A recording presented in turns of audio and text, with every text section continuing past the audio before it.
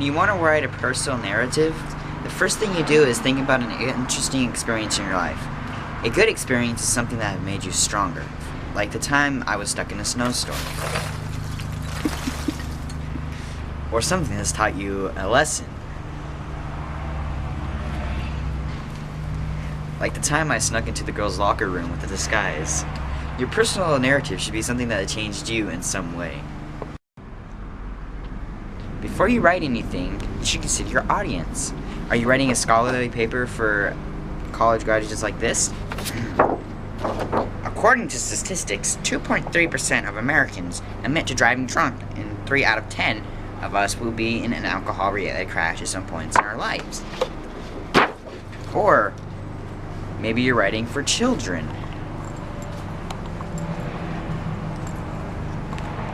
Do you ever drink and drive, Kermit?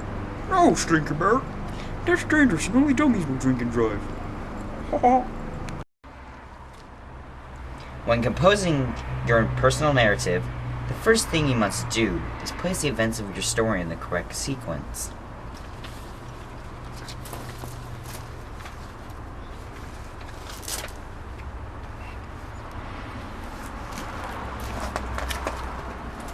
Next, you should recall every little detail about your person and places.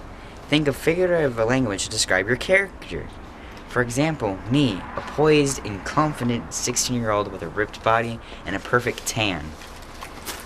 Grandma, a pasty old skinned woman who needs to cut off back on the donuts.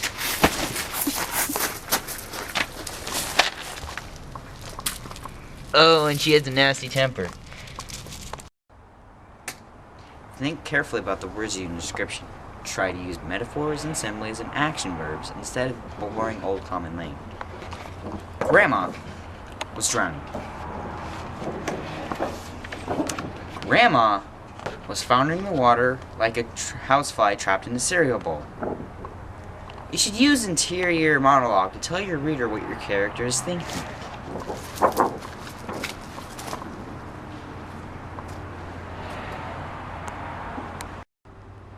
A good autobiographical narrative will let the audience know the significance of your experience and how it affected your life as a whole. Your goal is to leave a controlling impression or a central idea about what happened to you in the story. During the conclusion of your narrative, you should say something like this. At first, I hated Grandma's guts, but afterward, I realized how important she was to me.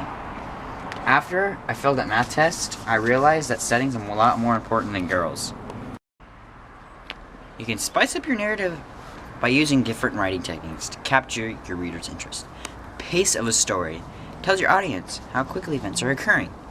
For an exciting, fast pace, use short, to-the-point sentences like, Grandma inched fearfully away from the barking dog. She teetered on the edge of the pier. Her arms cartwheeled. She fell into the empty splashiness and went splash! Another interesting technique is the flashback.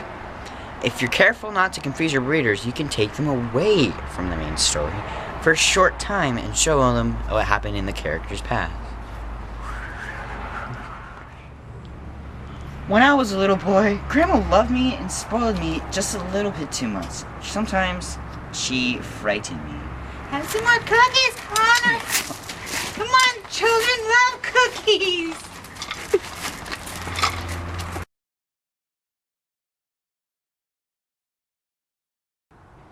Now that all your details are gathered and organized, it's time to put everything together and write out your autobiographical narrative.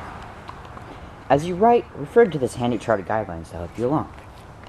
A writer's framework. Introduction. Start with an interesting opener.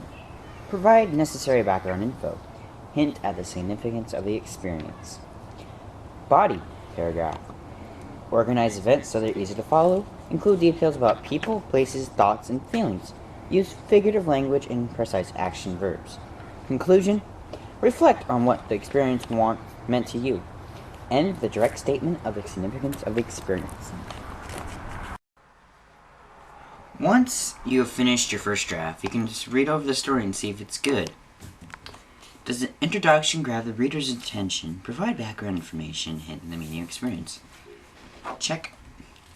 Does the narrative include sensory and factual details that support the controlling impression? Dang it. Do the body paragraphs include descriptions of thoughts and feelings? No. Is the sequence of events in the narrative organized logically, or all the events relevant to the experience? Does the conclusion end with a statement of the significance of the experience?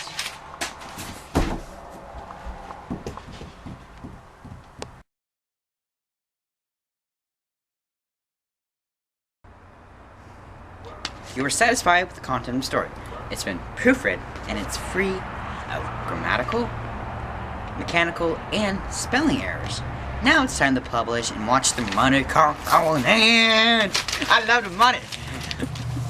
Ew. Now it's the end. Now you and you and you and you and you can go home now. Come on, Grandma, let's take a bow. No!